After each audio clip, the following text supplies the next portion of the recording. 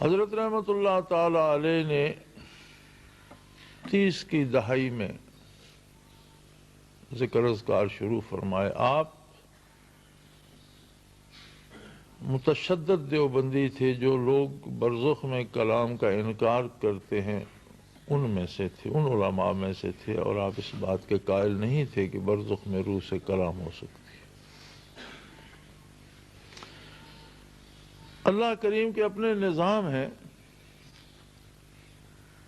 سلطان العارفین رحمۃ اللہ تعالی علیہ کو مدینہ منورہ سے چلا کر لایا۔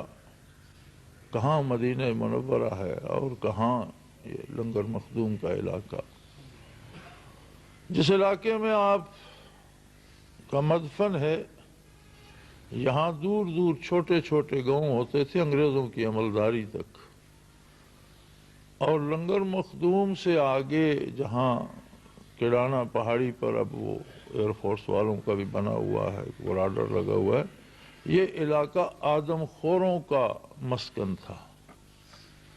یہاں جنگلات ہوتے تھے اور ایسے وحشی لوگ ہوتے تھے کہ کوئی اکیلا تو اکیلا بندہ ادھر سے گزرتا تو اسے قتل کر کے کھا جاتے تھے پکا کر۔ اس زمانے میں آپ وہاں تشریف لائے، زندگی بھر دین کی خدمت کی، اللہ کے دین کے نام سے موسوم ہوئے، وہیں وصال ہوا۔ لیکن تاریخ میں یہ بات نہیں ملتی کہ کسی کو قلبی برکات ملی ہوں آپ کی ذات سے، اصلاحی کام ہوتا رہا۔ کتنی عجیب بات ہے کہ 3 صدیاں بعد، یہ قدرت کے اپنے پروگرام ہوتے ہیں اور وہ کس طرح کرتا ہے یہ اس کا کام ہے۔ 300 سال سے زیادہ عرصہ گزرنے کے بعد خواجہ عبد الرحیم رحمۃ اللہ علیہ وہاں پہنچے، جن کے والد صوفی تھے اور انہوں نے مراقبات ثلاثہ انہیں کروا دیے تھے اور برزخ میں ان کی رسائی تھی۔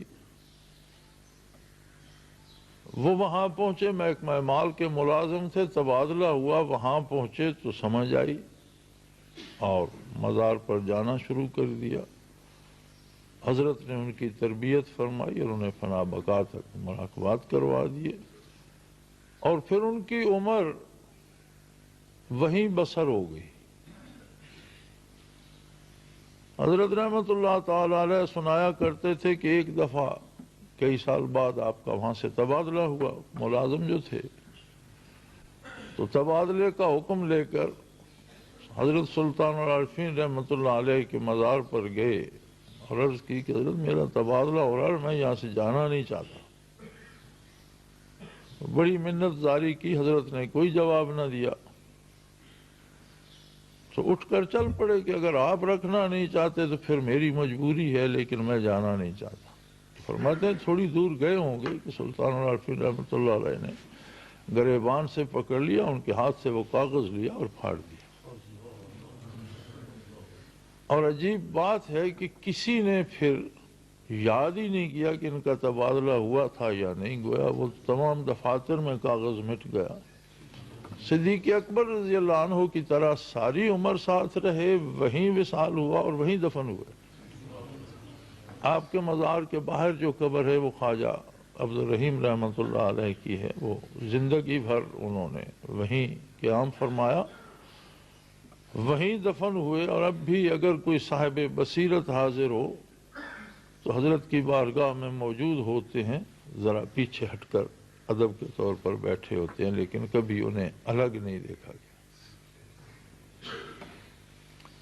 حضرت کسی دنیاوی کام میں کسی کی سفارش کے طور پر وہاں تشریف لے گئے، وہاں یہ بات چل نکلی کہ برزخ سے کلام ہو سکتا ہے کہ نہیں، اور حضرت رحمۃ اللہ علیہ اس کے خلاف بڑے پرزور دلائل دے رہے تھے کہ یہ ممکن نہیں ہے، اور وہاں خواجہ عبد الرحیم رحمۃ اللہ علیہ بھی تشریف فرما تھے۔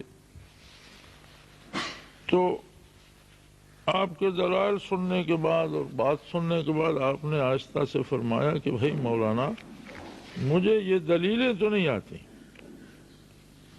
کتابی دلائل جو ہیں وہ مجھے نہیں آتے، لیکن میں اتنا جانتا ہوں کہ میرے ساتھ تو بات ہوتی ہے، اور کوئی کر سکتا ہے یا نہیں، کسی کے ساتھ ہوتی ہے یا نہیں، یہ مجھے نہیں پتا، لیکن میں اتنا جانتا ہوں کہ میرے ساتھ تو برزخ سے کلام ہوتا ہے اور بات کرتے ہیں۔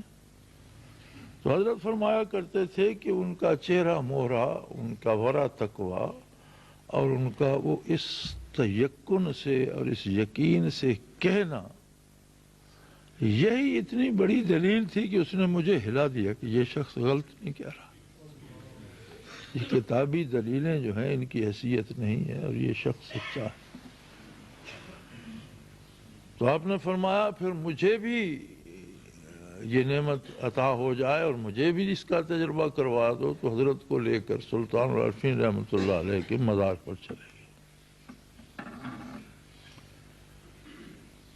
حضرت سلطان العارفین رحمۃ اللہ علیہ نے پوچھا، آزمائش کے لیے آئے ہو یا اکتساب فیض کے لیے؟ جس کے جواب میں حضرت نے فارسی کی ایک پوری غزل عرض کی۔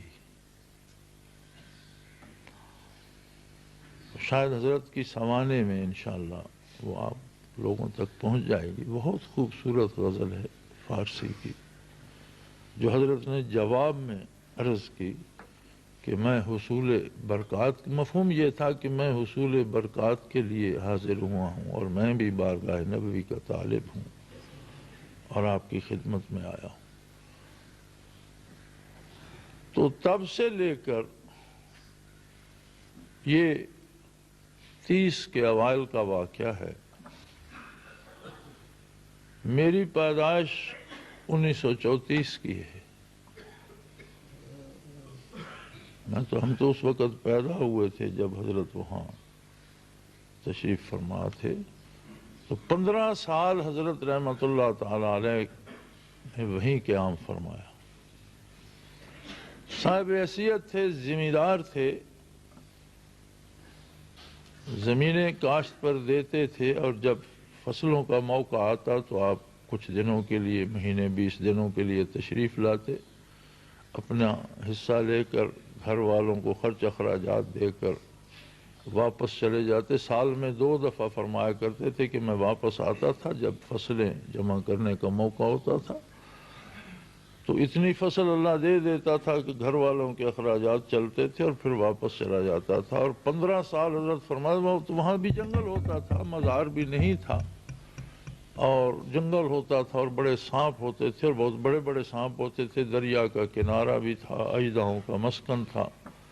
تو حضرت فرماتے تھے کہ ہم اپنی ذات کے بارے فرماتے تھے کہ میں تہجد کے بعد ذکر شروع کرتا، پھر فجر کے بعد تھوڑی دیر آرام کرتے، اشراق کے بعد ذکر کرتے چاش تک، پھر دوپہر کے کھانے سے اول وقت ظہر پڑھ کے ظہر سے عصر تک ذکر کرتے، پھر عصر کے بعد فراغت وغیرہ ادھر ادھر جا کر مغرب سے عشاء تک، اور پھر یہ معمول 15 برس مسلسل رہا۔